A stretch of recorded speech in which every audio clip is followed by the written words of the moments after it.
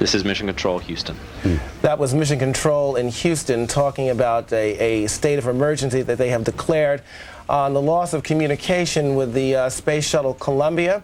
That communication was lost around 8 a.m. Eastern Standard Time. The shuttle was scheduled to land around 8:16 a.m. Eastern Standard Time.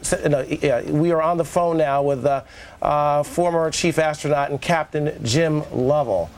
Mr. Lovell, this is the oldest aircraft in the fleet here. It was built in 1979. It has a wingspan or a length of 122 feet. Buzz Aldrin was saying that there perhaps needs to be, or looking at additional safety measures for new aircraft. But I guess the question I have to ask you, with a aircraft at 200,000 feet in the air traveling 12,000 plus miles per hour, is there anything that could be done at that point to safeguard the lives of astronauts? Well, you don't know what caused the accident. It could have been a structural failure. It could have been some sort of explosion of the fuels on board that suddenly when it got into the high atmosphere, the vibrations might have done something like that. So until you really analyze this particular catastrophe, you won't be able to go forward to say, hey, what can we do to fix it? I know from a fact that these shuttles are very closely inspected all the time. Anything that might go wrong, they correct. But, you know, a fuel line could have cracked, causing an explosion. There could have been something coming off the vehicle. But, you know, at 200,000 feet, I'm sure it's still under attitude rocket control rather than aerodynamic control. Captain Lovell, we're getting reports of residents in North Texas heard a big bang.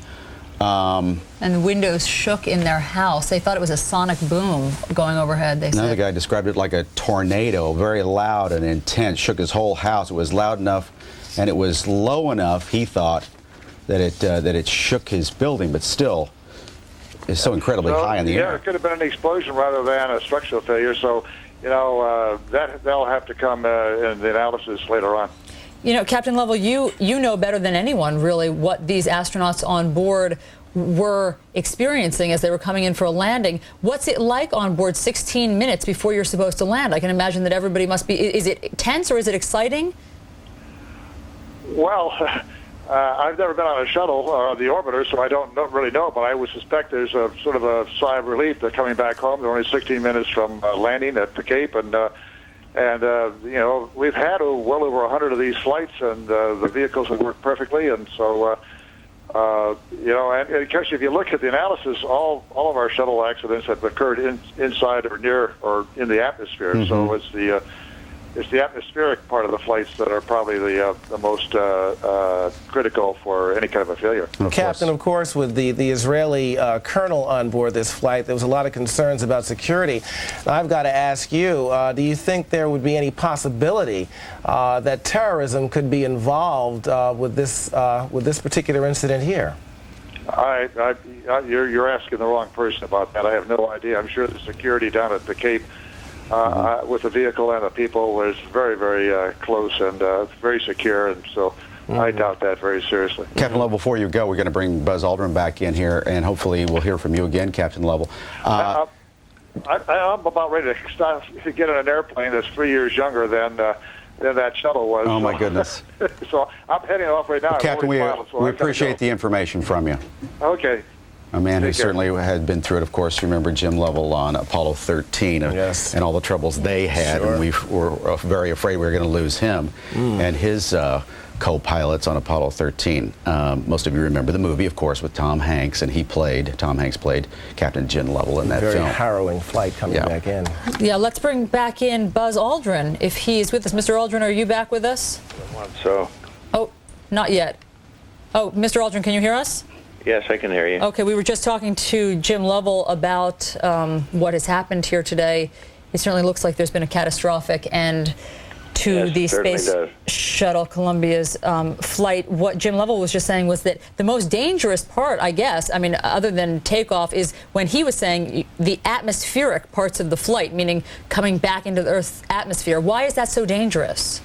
Well, all the energy that goes into accelerating the shuttle to orbital speed, all that rocket thrust is stored energy in terms of kinetic energy that the shuttle has when it has to dissipate that energy through heat and slowing down during the reentry to get back to a state of rest back here on Earth.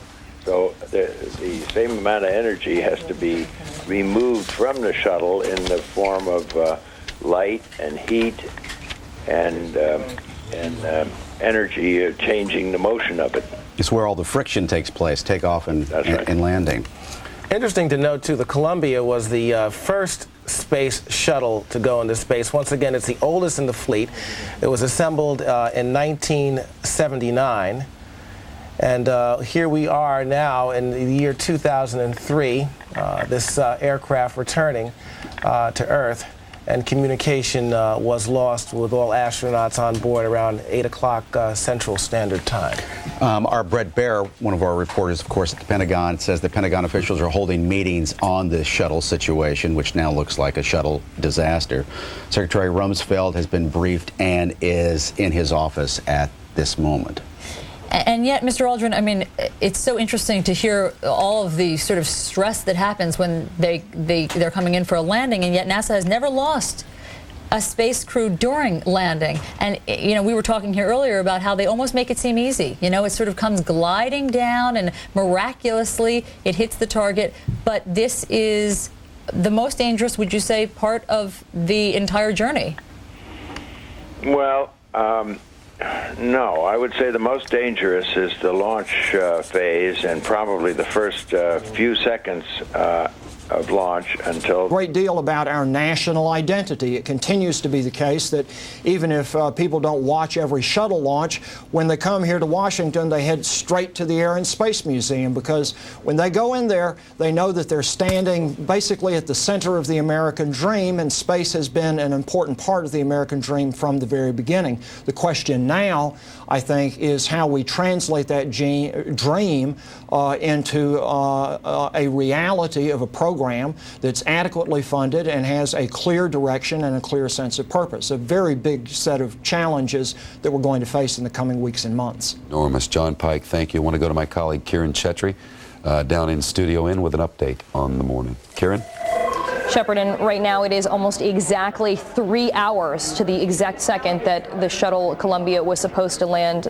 We know now that didn't happen, but the first official word saying the space shuttle is gone, coming from a senior official who wanted to remain anonymous just a few moments ago.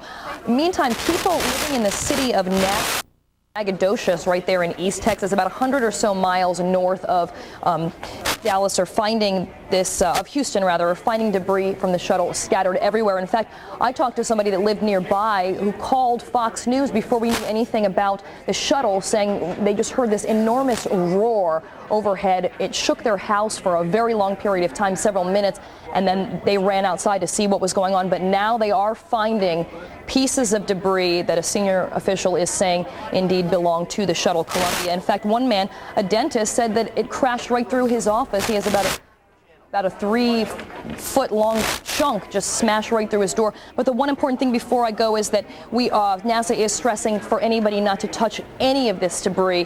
One, it could be toxic, and two, of course, they're going to need it as they continue their investigation into how this tragedy happened. Shepard, back to you. All right. Our apologies for Kieran Chetry's mic problems. We'll get those worked out. In the meantime, you're looking live at the chopper from our Fox station in Dallas, KDFW, Fox 4 News there, where immediately after these reports they put the helicopter up, and it's clear, you know, what they're seeing here.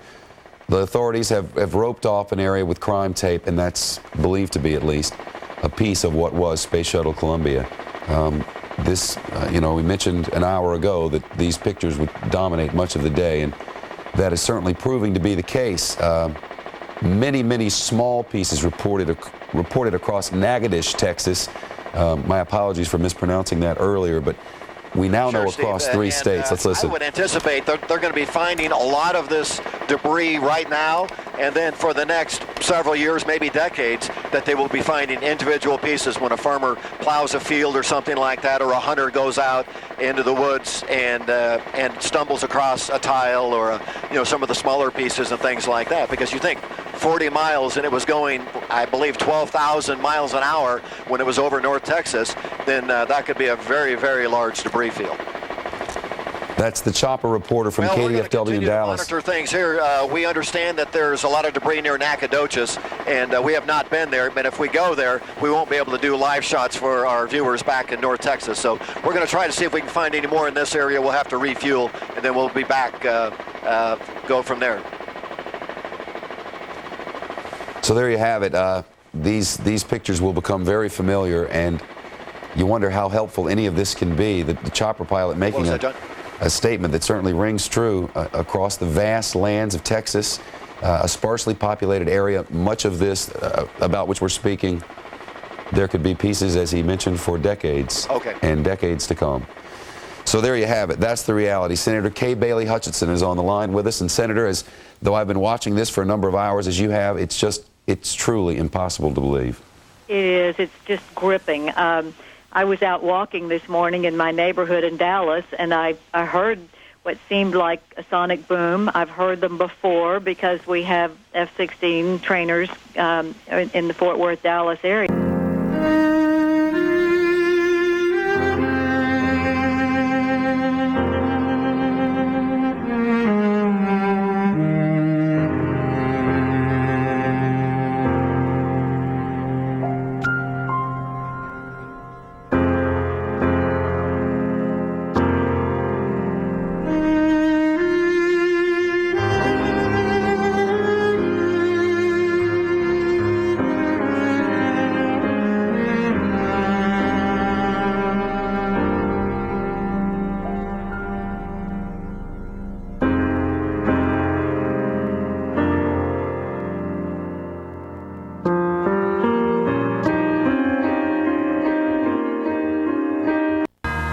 My thoughts are still on what happened this morning. My thoughts are on 7 families, children, spouses. My thoughts are on what we missed, what I missed to allow this to happen.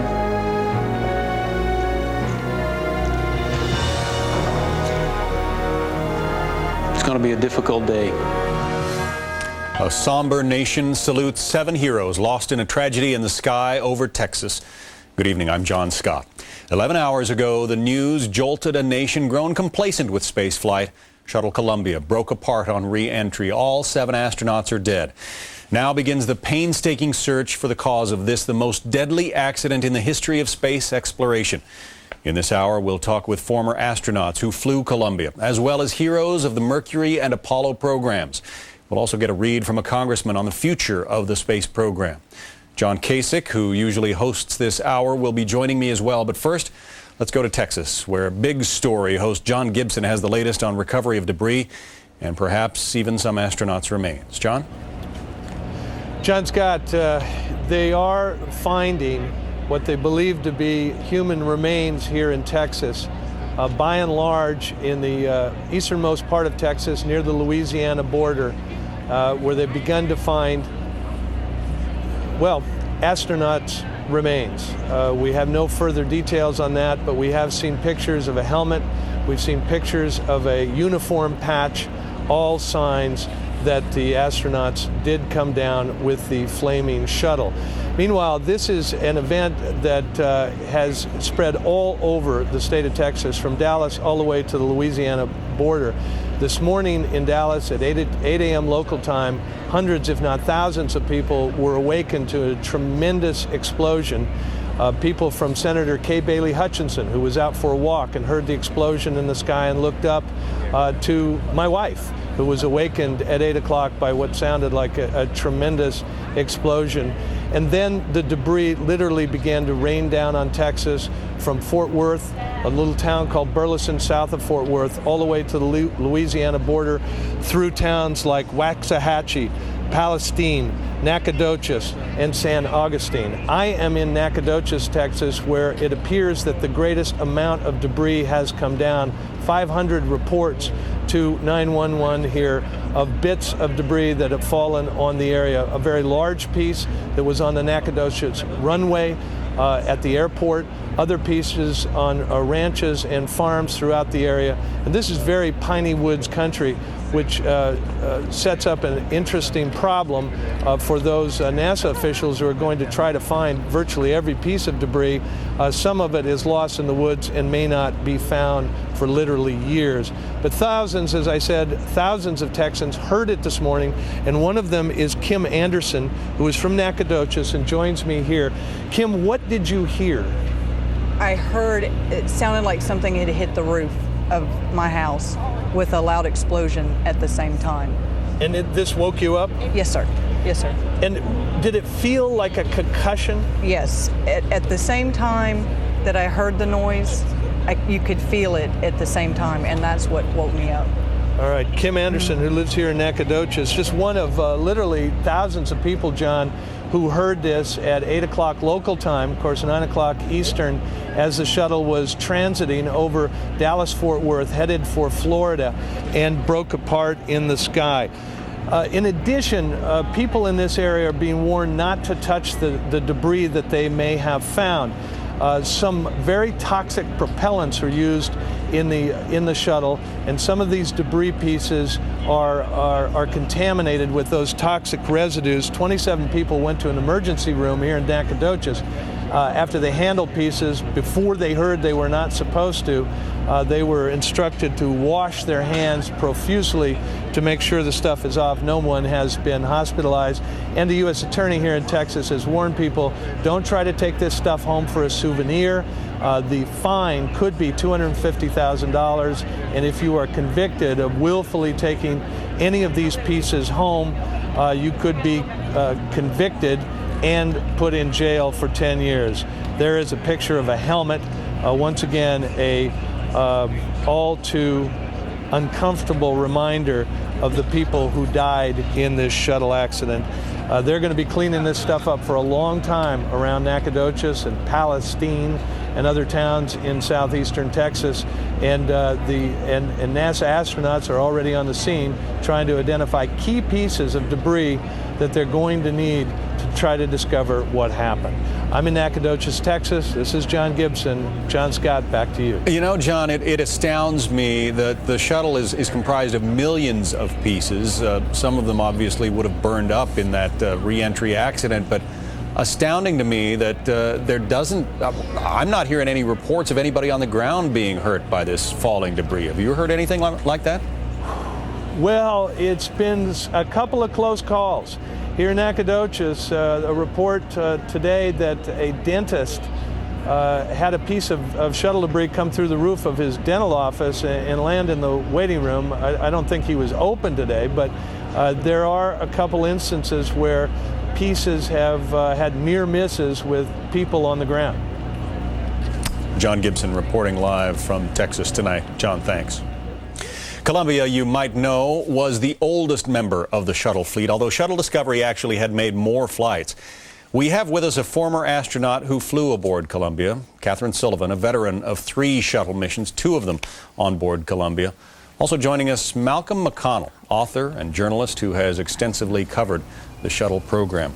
Thanks for being here, both of you. Catherine, I want to start with you. I can't imagine what it feels like. I guess the closest approximation would be someone who has lived in a house for some time and sees it burn down. To have that ship that you were so personally reliant upon and so attached to for those days and weeks of your life, what's going through your mind tonight? Well, just to get the track record straight, my flights actually were on Challenger, Discovery, and Atlantis. I worked on and around Columbia a number of times as she was being prepared for other missions, and most recently guided a group of VIPs through the Kennedy Space Center, where she was in the orbiter processing facility being readied, in fact, for this flight. So we walked underneath her and looked at the wing and the underside and the main gear and talked about how shuttles are built. But I think you don't necessarily have to have served on any given named one of the orbiters to have a real keen sense of the difficulty for all the families and the loss to the larger NASA family that today represents. You, the risks that you undertake when you go up on one of these missions, how vivid are those in your mind at a time like re-entry? Well, they're in your mind to some fair degree all the way through your preparation and your training. I mean, people who make a living of carrying out expeditions like this are very well aware of the dangers of liftoff and of re-entry in particular. Those are the most dramatic and dynamic phases of the flight. And you're so intimately familiar with the orbiter and all its systems and how it works. You're preparing to deal with as many failures as you possibly can. Obviously, a failure like this, where whatever the root cause is, and that's not clear yet tonight, of course, one that leads to the vehicle itself breaking up, there's not much that can be done as that's happening to countermand that. Malcolm McConnell, some people have said it was just a matter of time before we had another tragedy in the space program, that these machines are so complex that you cannot expect to fly them safely time after time after time. Your thoughts? Well, we've had 113 shuttle flights, and we've had 2 catastrophes. Basically, that's 1 catastrophe for every 56 flights, roughly. The shuttle was promoted in the 1960s and 1970s as being as reliable as an airliner eventually. If airliners had a catastrophe every 56 flights, I submit to you that a lot of people would be driving their cars and not flying. But the airliner technology, to be fair, is a lot simpler. You don't have to design a vehicle that's going to endure the rigors of outer space. Absolutely. And the reality is that the rigors of outer space is where the space shuttle has to operate. And we as a nation have become complacent, as has been mentioned repeatedly today, to assume that the space shuttle can operate in a normal fashion time and time again. I know personally, and I'm afraid I can't name the individuals, but I know 2 American and 1 Russian astronaut who have told me that they are convinced, or they were convinced before this accident, that there would soon be another catastrophic accident, and that they might be aboard the space shuttle when that occurred. They were focusing specifically on launch, which is a very dangerous part of the mission profile. Well, is there fear among the astronaut corps? That's a question we'll ask of Catherine Sullivan when we come back. We're going to take a short break. Be back with more of our coverage of tragedy in the sky straight ahead on Fox News Channel.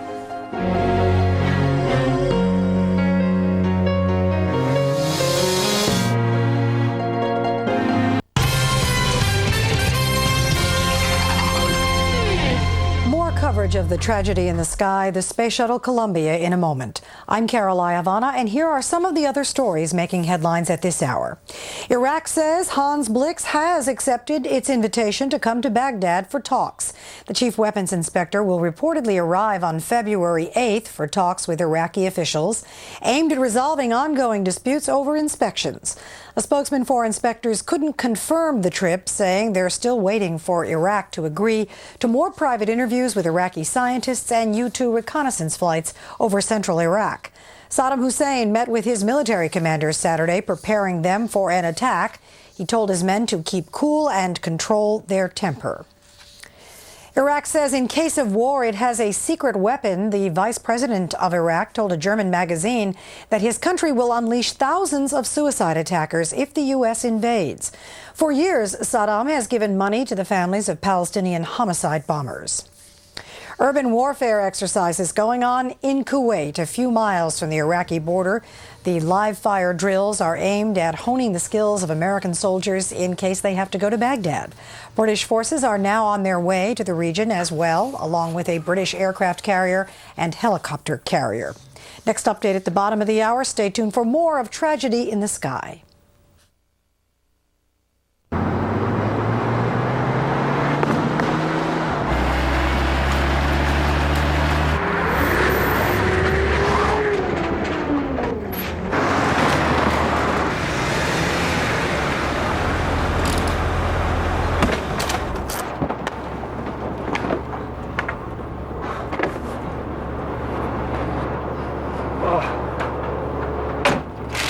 Thanks for the ride, Beamer. Anytime, Scott. See you.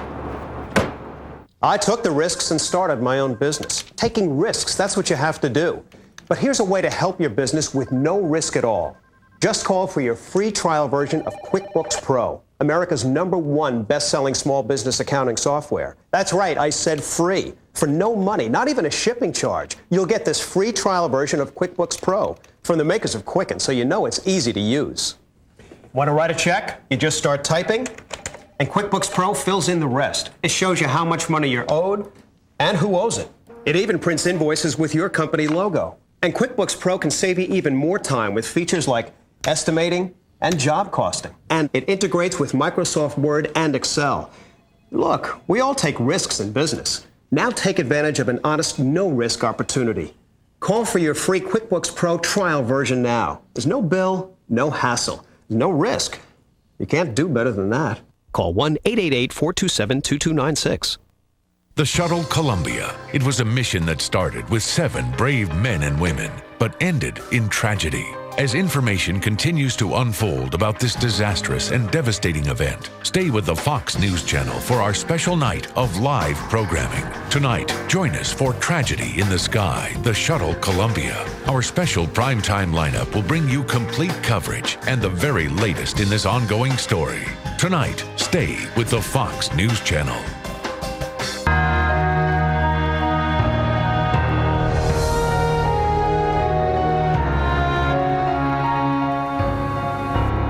The crew of the Shuttle Columbia did not return safely to Earth. Yet we can pray that all are safely home. May God bless the grieving families, and may God continue to bless America. Gone are the days when the astronaut corps was small enough to be known in every household in America. We have one of those original heroes with us tonight, Scott Carpenter of the original Mercury 70 and the author of For Spacious Skies. Also, former astronaut Donald Peterson is joining us on the phone. He flew aboard Challenger on her first mission. Donald, Challenger's been gone now 17 years along with her crew. Now Columbia. It must give you a sinking feeling in the pit of your stomach. Well, I think all of us realize when you get into this business that there are some risks, but you have to weigh that against the gains, and I think the gains that have come from this program are gigantic. And so you can't really compare risk here with the risk, say, of driving an automobile or riding on a commercial airliner, because the gains are so different. But you know, Scott, the cries are already out there, people saying that it's too expensive, it's too dangerous, we can't risk lives, we can't spend billions to put these shuttles back up in space. That's a myopic view. Anybody who looks carefully at what we gain from spaceflight must realize that although the risks are high, they are more than equaled by the returns in terms of knowledge. We've gotten something of a handle on the risks. I mean, when you were part of the Mercury program, a lot of people wondered whether the human body could even endure the rigors of spaceflight, right?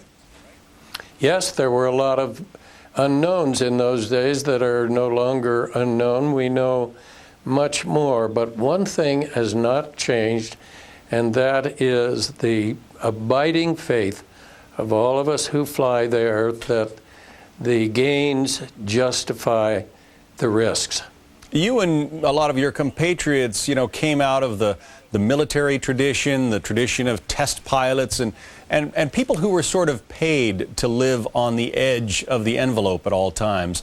That's not necessarily the case with all of the astronauts in the program today. Do you think that makes a difference, Scott?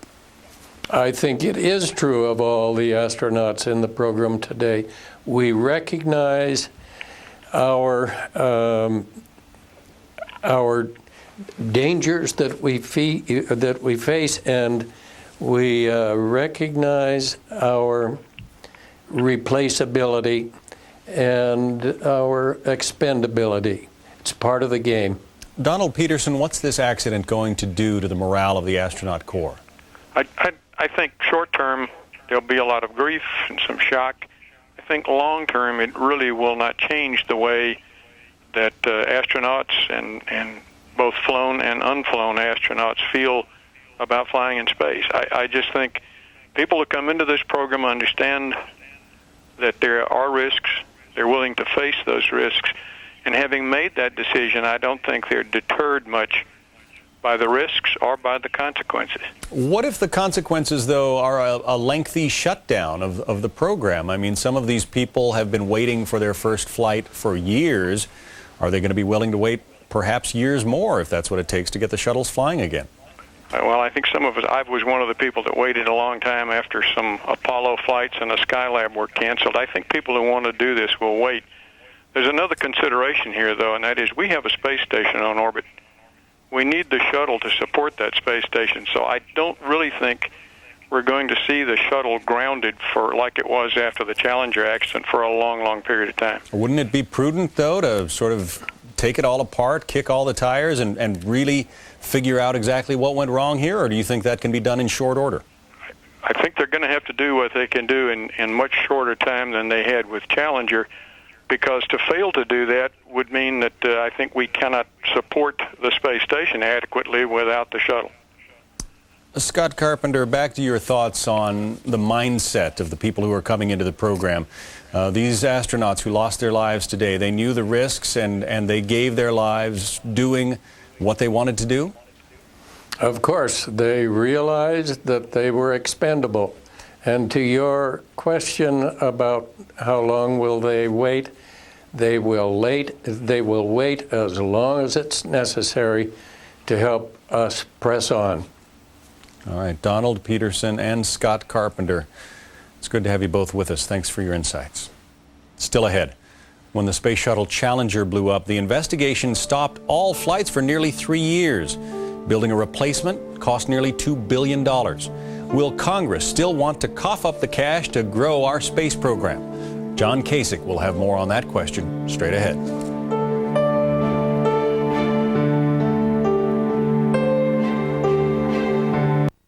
Night after night, you've gone on the record and made Fox News Channel #1. Thanks, America, for making Fox News Channel the most watched, most trusted name in news.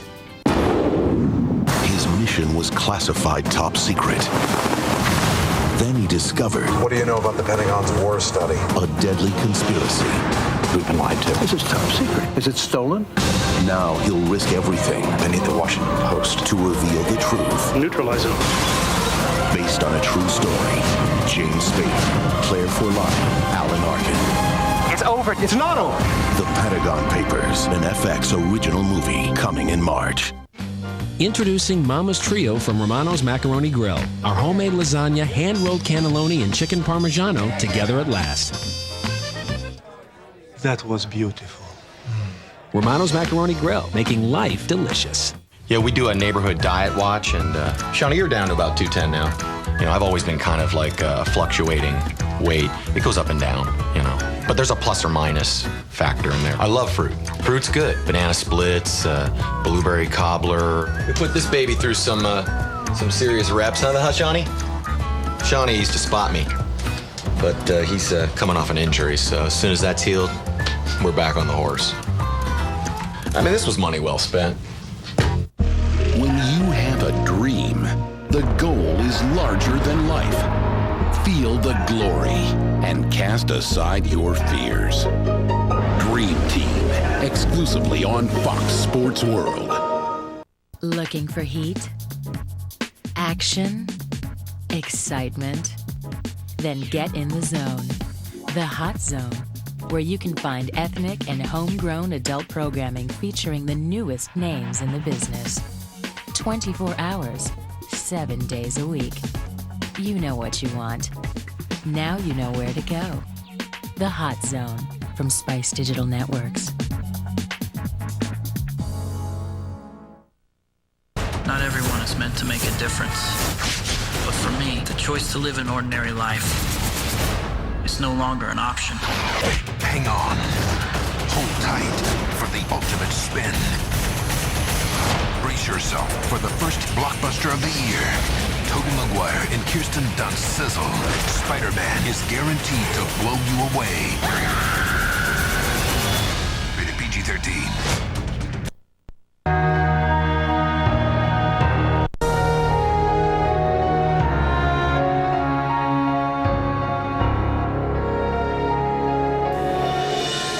This is indeed a tragic day for the NASA family, for the families of the astronauts who flew on STS-107, and likewise tragic for the nation.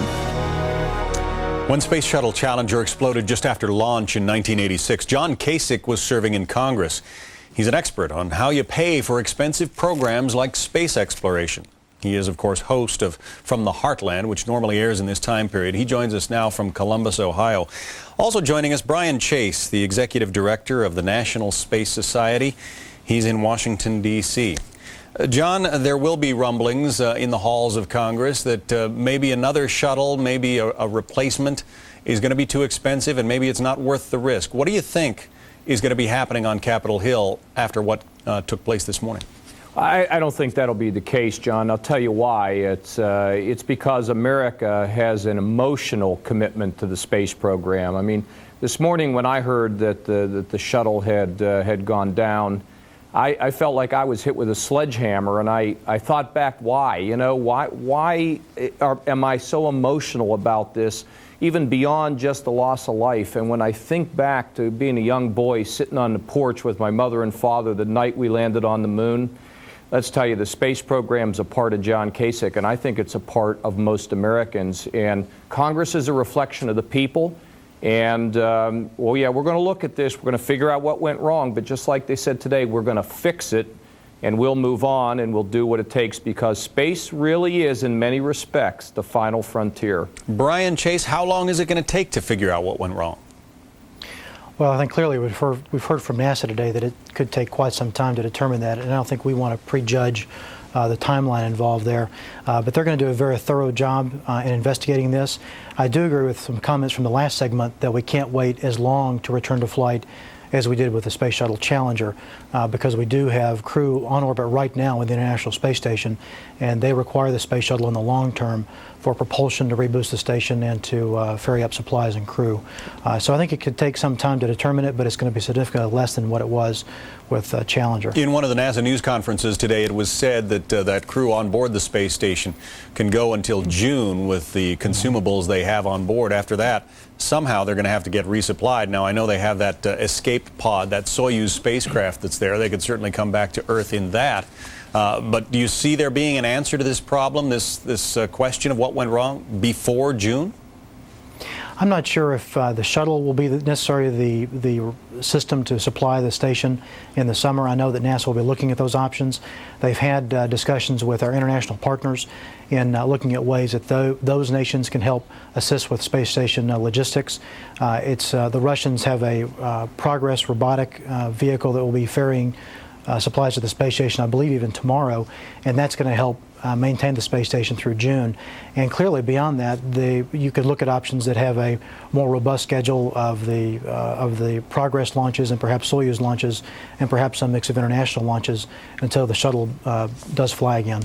John, I was looking at some of the budget numbers for the space program. The numbers were falling over the last few years. Then recently they have sort of turned around a bit.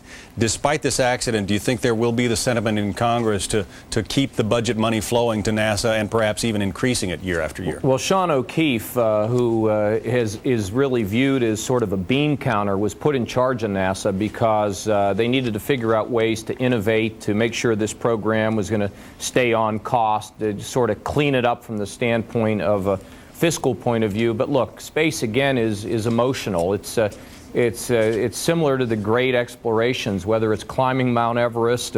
It's out there looking for new things, John. And so Sean was put in there to sort of right the financial ship, but there's never been any doubt that it's going to receive significant funding. But I think with this program, it sort of goes in peaks and valleys in a way. And I was talking to somebody today who said, you know, I didn't even know there was a shuttle up there. Well, we're all going to become more aware of it, and we're beginning to understand the real benefits of space travel. And so I would anticipate a strong investigation, perhaps a few more unmanned flights in the future, but we're not going to take the man and the woman out of space travel as far as I can see in my lifetime. In fact, I think we'll see a more robust program over time. John Kasich, Brian Chase, thank you. We'll check back with you in a minute.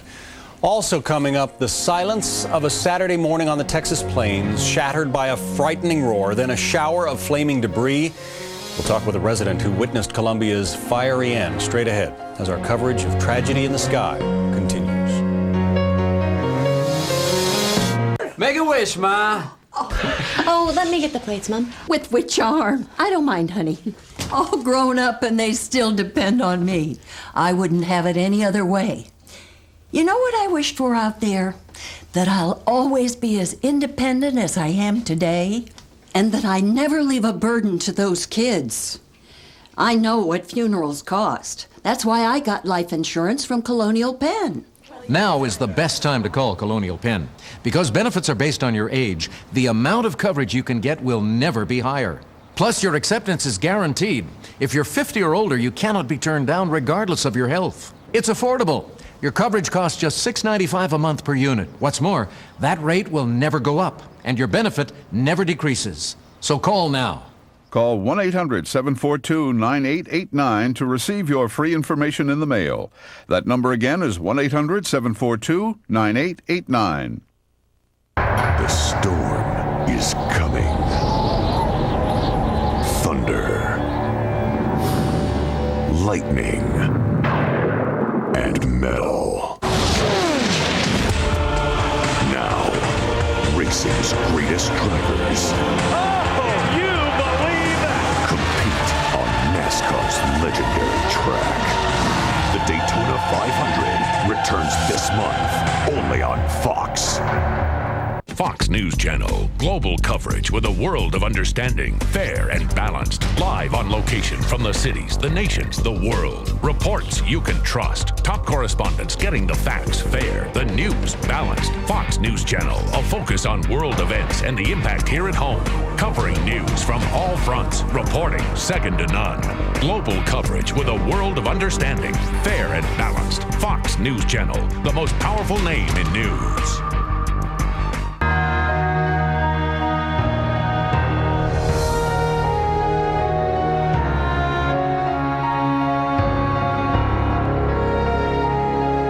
They were so close. 15 minutes from landing, a hero's welcome in the arms of their husbands, wives, and children. Tonight, where that celebration was to take place, there is only mourning. Our Jonathan Seri is at Kennedy Space Center in Florida. Jonathan?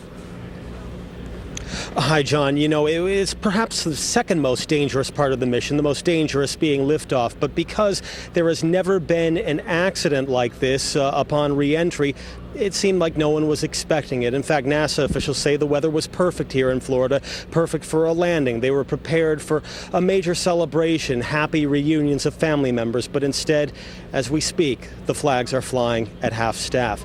There was no indication that anything was wrong today until around 8:53 Eastern Time, when temperature sensors in the left wing of Columbia stopped sending readings back to Mission Control.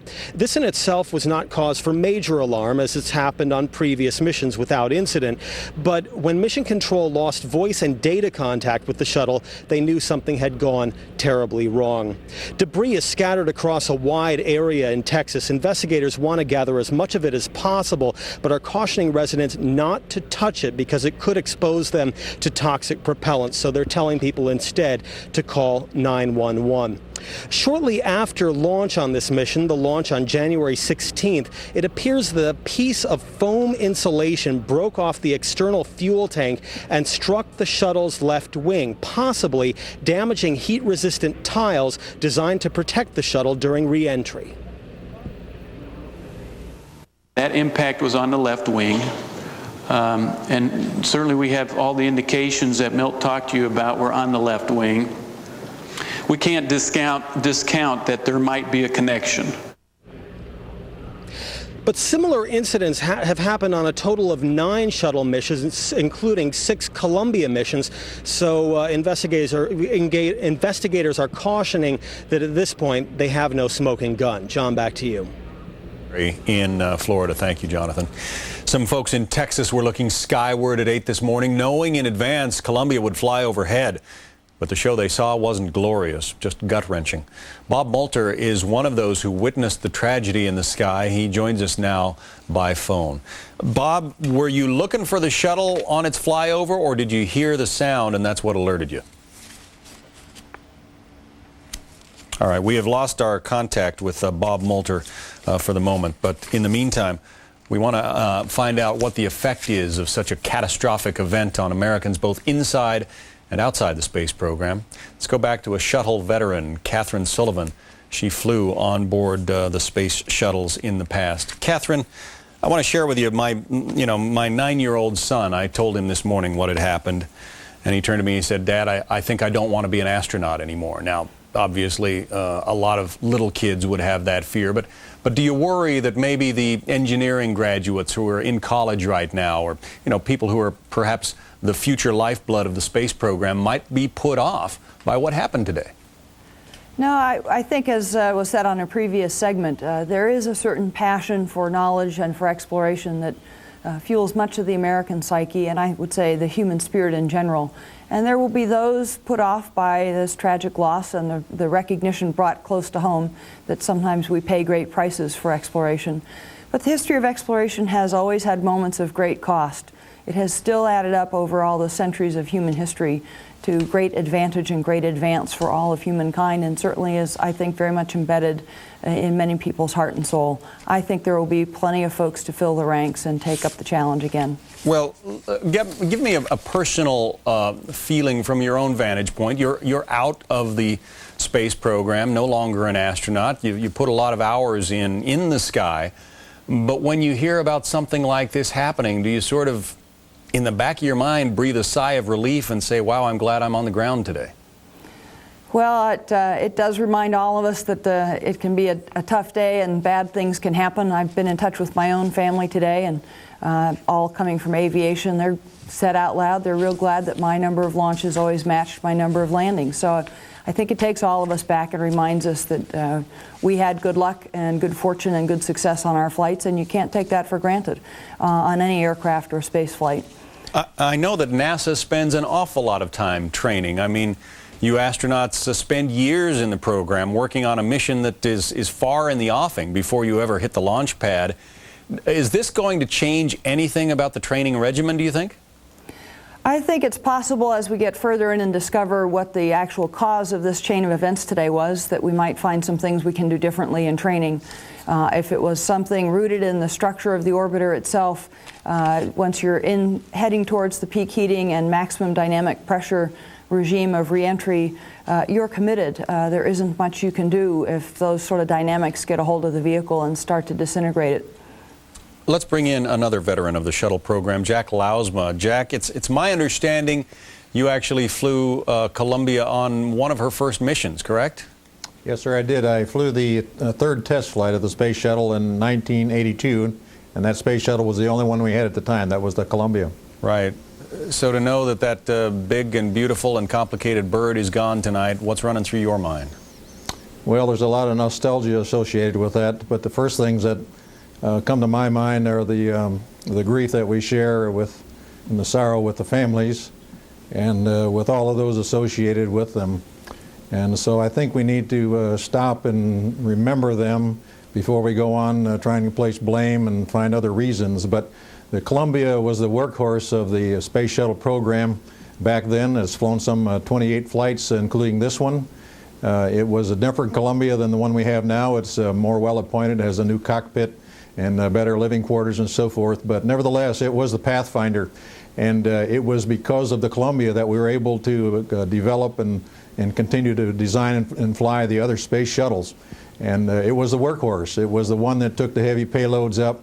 And so I have a great feeling for it. But most of all, my heart is with the members of the families of the crews. I want to take a look at some graphic depictions that we have of the reentry process and what the shuttle is going through. We heard from NASA today that it was at its peak temperature, about 3,000 degrees, as it is blasting through the upper atmosphere. I guess if there's anything that's going to go wrong, Catherine, it's going to be at a time like that. Yes, there are a couple of moments of peak stress during the reentry, and temperature, both temperature and the pressure on the vehicle and the airframe itself rise to a pretty high point just around the time that Columbia began to break up. So it's plausible, certainly, to link those events together, and I'm sure the investigating teams, as they get started, we'll examine that closely and see if the timing exacerbated some pre-existing problem. Catherine Sullivan, Jack Lausma, thanks. Want to check in with you a little bit later. Already, we are hearing an outcry that manned space exploration is too risky and too expensive. Just ahead, we'll talk with a congressman who says we cannot afford not to go into space, despite today's tragedy in the sky.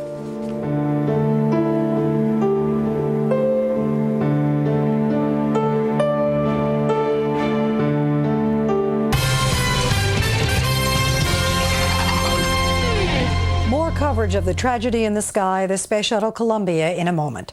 I'm Carol Havana, and here are some of the other stories making headlines at this hour. Iraq says Hans Blix has accepted its invitation to come to Baghdad for talks. The chief weapons inspector will reportedly arrive on February 8th for talks with Iraqi officials aimed at resolving ongoing disputes over inspections. A spokesman for inspectors couldn't confirm the trip, saying they're still waiting for Iraq to agree to more private interviews with Iraqi scientists and U-2 reconnaissance flights over central Iraq. Saddam Hussein met with his military commanders Saturday, preparing them for an attack. He told his men to keep cool and control their temper. Saudi Arabia has promised to keep the crude oil flowing as the possibility of war with Iraq approaches. The Saudis say they'll maintain an elevated production ceiling of 24.5 million barrels a day. They boosted production last month to make up for a supply shortfall created by strikes in Venezuela. A deadly avalanche in remote British Columbia ski area kills at least 7 skiers, all of them high school students. A group of 21 Canadians and Americans chartered a helicopter to ski on a glacier near Vancouver. One of the 10 survivors is in the hospital. Our next update is at the top of the hour. Stay tuned for more of Tragedy in the Sky, hosted by John Scott. Let's say one phone company provides you long distance and a completely different one has your local service. Now, you probably pay too much for both of them, but you let it slide until you discover that with the neighborhood, you can get unlimited local and long distance together for one low monthly price. That has a happy ring to it. Call 1-800-JOIN-MCI today. The neighborhood, where local and long distance come together. Over 1 million have joined. How about you?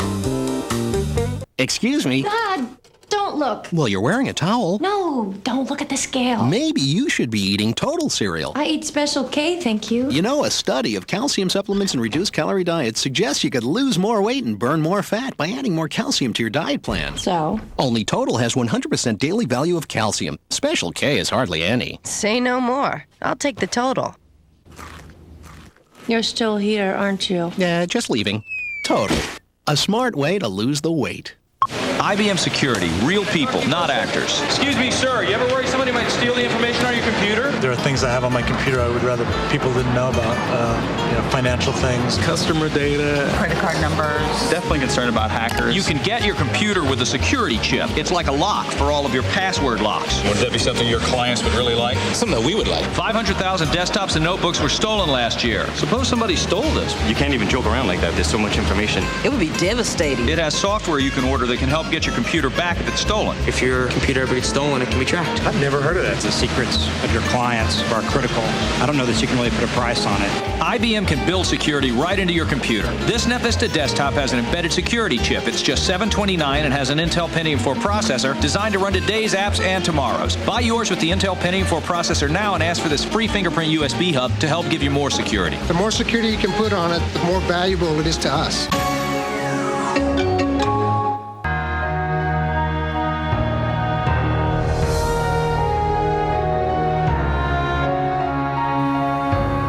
My promise to the crew and to the crew families is that the investigation that we have just launched will find the cause, we'll fix it, and then we'll move on. But can we really move on with an aging and now much smaller shuttle fleet? And if so, how long will it take? Congressman Dave Weldon of Florida joins us now, along with Brian Chase, the executive director of the National Space Society. Congressman Weldon, I know that you are an advocate of keeping our people up in space. We lost 7 of the best and the brightest today, hardworking patriots all. We also lost a $1.7 billion rocket ship. Are you afraid that we might have also lost some momentum here as well? Well, this is certainly a setback, but I believe that the American people are very, very committed to continuing the manned exploration of space. We'll find out what happened, we'll fix the problem, and we'll fly again. And how long is it going to take before we do fly again, do you think? Well, I'm hoping it's not as long as after the Challenger disaster. It took 32 months. We have the station on orbit, we have crew, we have needs to get up there now that are going to compel us to try to find a solution to what happened here much more quickly and get back to flying. Just in terms of the personal concerns of some of your constituents, you know, when so much of the Space Center went into mothballs in the wake of the Challenger explosion, a lot of people in Florida were hurting economically. You have to be concerned about that. Well, certainly I am, and I'm already hearing some concern raised by some people. Most people are just in grief for the crew and their families, but there are some concerns. After Challenger, there were furloughs, and it did affect the economy here. I'm hopeful that we'll be able to get some solutions this time more quickly, and we will be able to keep the shuttle fleet flying into the future. Brian Chase, your organization, the National Space Society, is looking toward the day when people are actively living and working in space, something even beyond the International Space Station. How much of a blow has that effort taken today, do you think? Well, clearly that objective is a long-term objective, and what we're doing now is trying to develop the milestones that move us towards that day when we can actually live and work in space. I think what's important is we are going to move forward, and I think you've heard that determination in many people today that have not only on Fox but other stations and networks.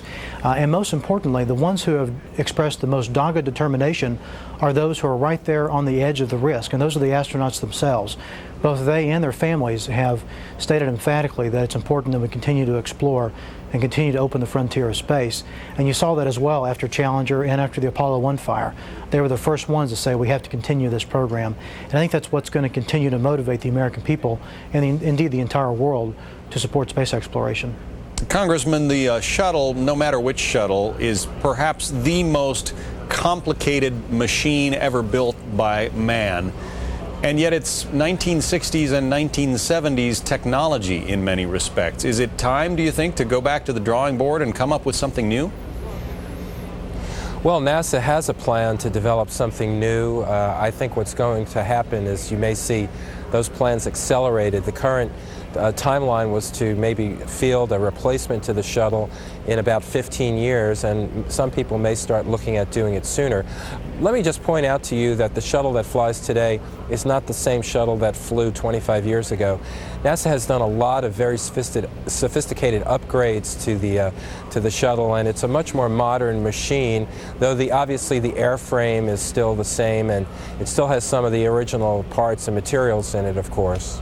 Are you afraid that in the investigation that follows that there will be a lot of naysayers, a lot of people who sort of lose the drive to continue the program, and people who urge, you know, so much caution and so forth that the fleet does get grounded for, say, another 3 years as it did last time? Well, just as there were people who didn't want Queen Isabella to give Columbus any money, there have been people who opposed Mercury and Gemini and Apollo, and the naysayers will come forward and say things like we should use robots or spend this money on some other priority, but I believe the American people will stand firm in their strong conviction that we need to be an exploring nation. This is really part of our fabric as a people. It's part of our character as Americans. We explore, we go where the unknown is, and I think the American people will want us to continue that and explore space. Brian Chase, I'll give you 20 seconds to give us your best push as to why we should continue. Well, I think clearly it is. I think the Congressman's right. This is part of the fabric of the American people and really the fabric of the human spirit. There is it's an innate need to explore the unknown and know what's around the corner, and that's going to continue driving us despite those that have always been there to oppose space exploration. And importantly, it provides a vision for the future and it provides hope for everyone, and I think that's what ultimately will continue to drive support for the space program. Brian Chase of the National Space Society, Congressman and Dr. Dave Weldon of Florida, thank you. Thank you. Thank you. In a moment, the personal reflections of those who have risked the ride into space and returned safely.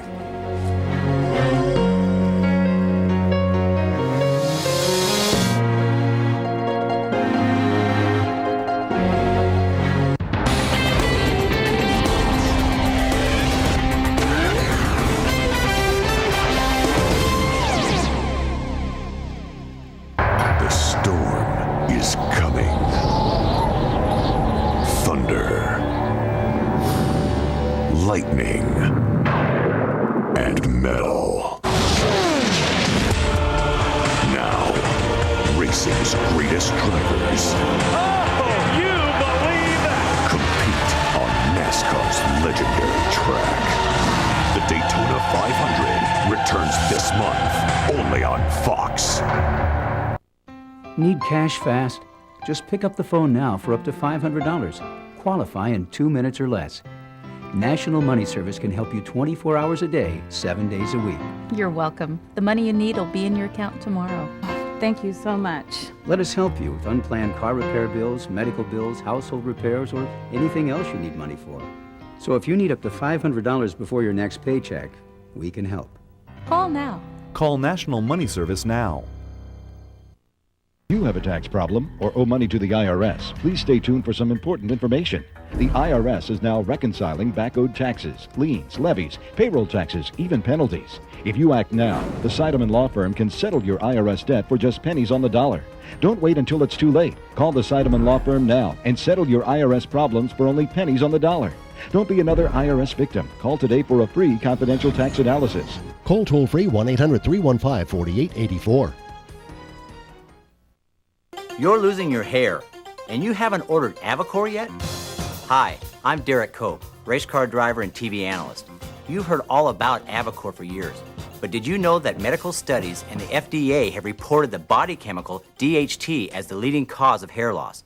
Avocor's all-natural DHT blocker and its topical physician's formulation stops DHT from attacking your hair follicles and starts regrowing hair in balding areas. Avocor is safe and effective.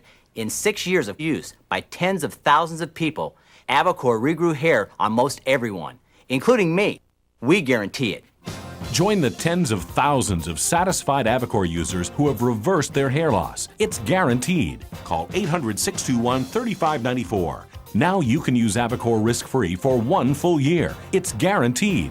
Call 800-621-3594. That's 800-621-3594. Call now.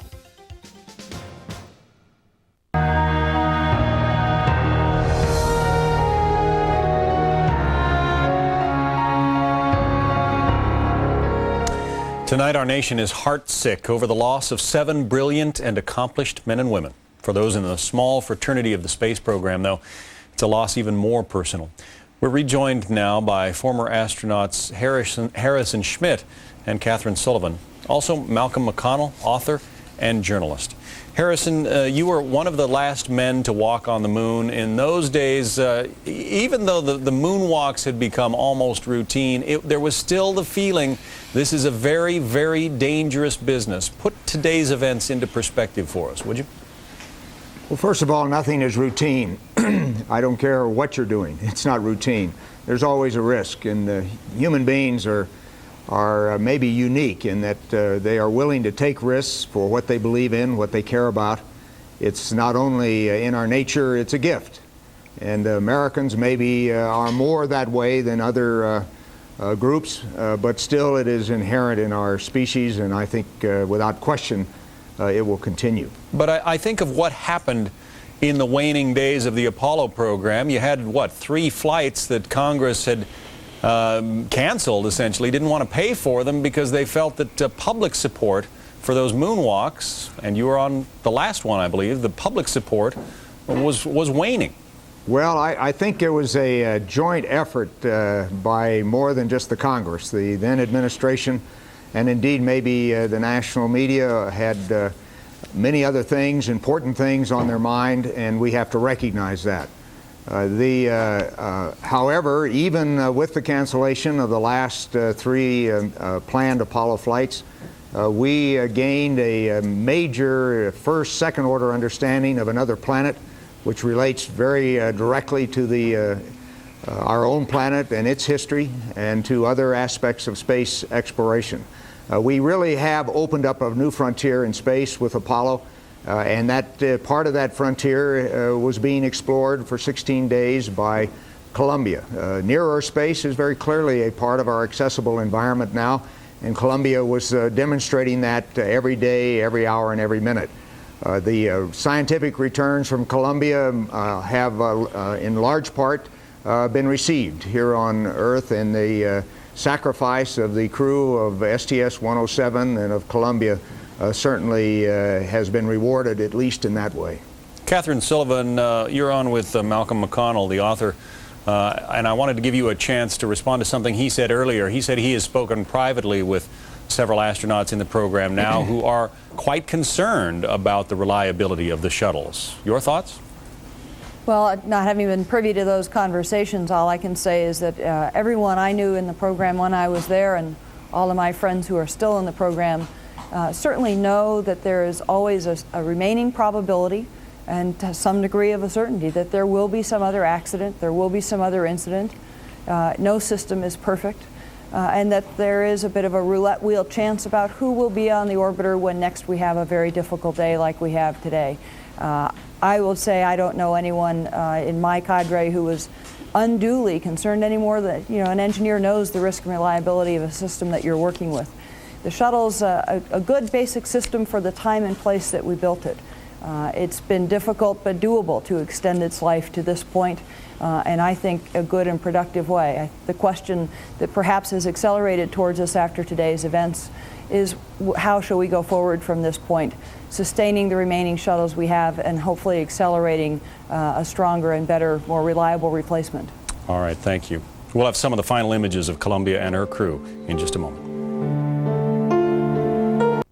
You know, heartburn is bad enough, but then just when you think it's gone, you get it again. That's why I use Pepcid. Just one does it. I take one Pepcid AC to prevent heartburn. It actually stops it before it even starts. Or, after heartburn hits, I take one Pepcid Complete. It starts working in seconds and lasts all day or all night. Heartburn stop me? No way. Pepcid. Just one and heartburn's done. For fair and balanced news, you turn to Fox News Channel. But if you're on the road, how do you keep up with your favorite Fox News shows? I've got the answer. Check into foxnews.com and click on our hotel finder. The easiest way for you to book your hotel room online and find the hotels that carry Fox News Channel. Get the best rates and view all the hotel's information and amenities.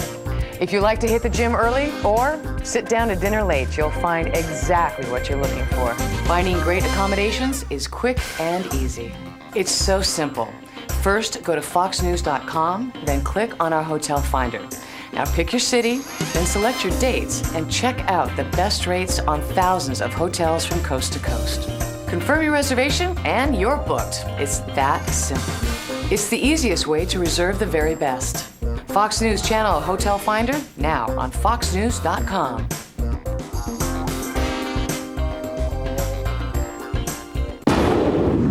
His mission was classified top secret. Then he discovered... What do you know about the Pentagon's war study? A deadly conspiracy. We've been lied to. This is top secret. Is it stolen? Now he'll risk everything. I need the Washington Post. To reveal the truth. Neutralize him. Based on a true story. James Spader, Claire Forlani, Alan Arkin. It's over. It's not over. The Pentagon Papers, an FX original movie coming in March. A look back now as we salute the 7 heroes of Space Shuttle Columbia. We send our prayers and deepest condolences to their loved ones. This is a crew coming out of their crew quarters as a unit on the 3rd floor of the Operations and Checkout building. I feel blessed to have an extended duration space flight from the standpoint of just having more opportunities to absorb the whole experience. We'll be working on several different types of experiments while we're up there. As an astronaut, you just climb right into it and you're right in the middle of it. And if I do my job well, then their job should be just that much easier. It's a great feeling to be part of the team. But in the end, the benefits are really had by all. Space is inspiring. And whenever you talk about space, everybody, not only kids, even us, are thrilled. And our astronauts coming out now. Commander Rick Husband, payload specialist Ilan Ramon, pilot William McCool, and mission specialist Michael Anderson, David Brown, Laurel Clark, and Kulpna Chawla.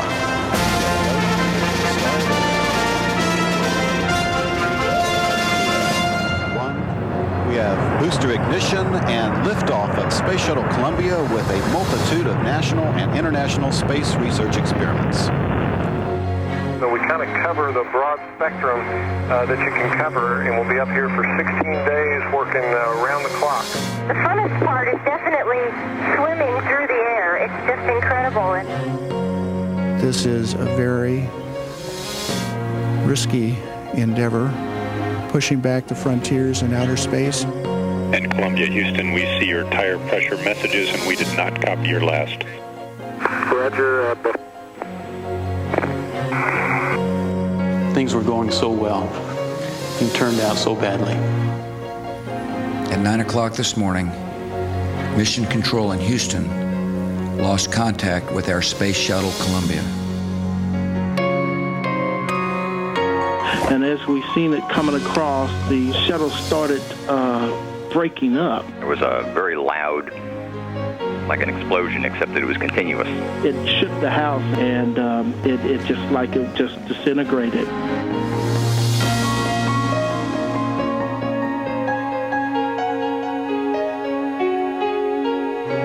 The same creator who names the stars also knows the names of the 7 souls we mourn today.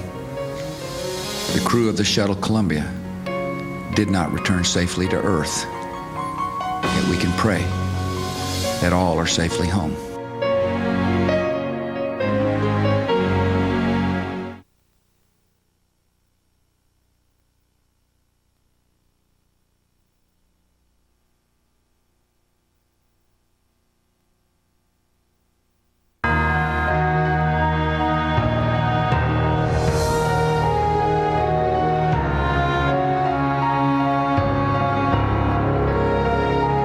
Shock and heartbreak in the high skies over Texas this morning as the Space Shuttle Columbia is destroyed in a catastrophic explosion. It happened almost exactly 17 years after a similar tragedy on board the shuttle Challenger blew apart any notion that space exploration was either safe or easy.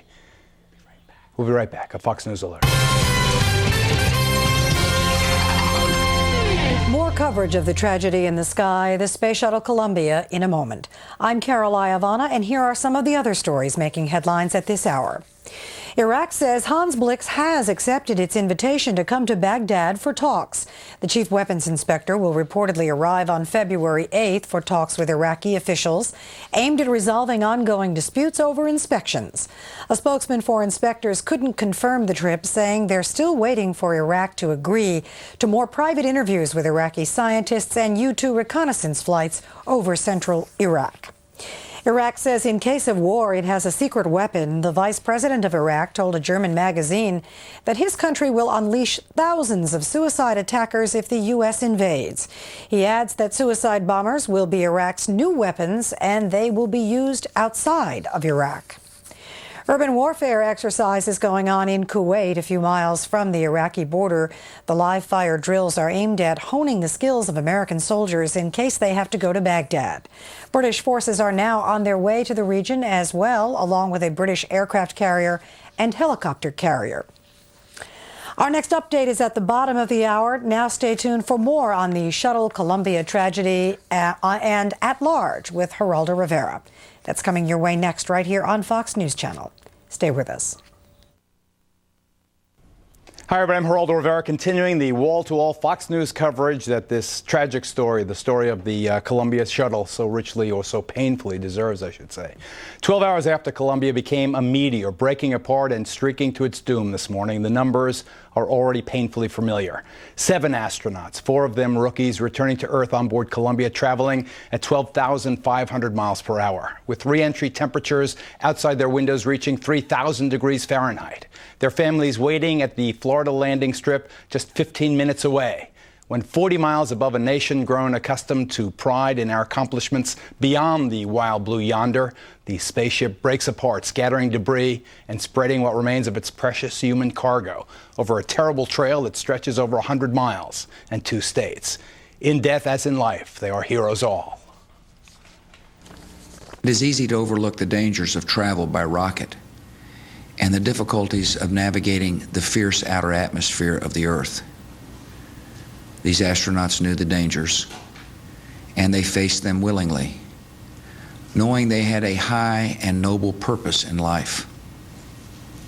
Because of their courage and daring and idealism, we will miss them all the more.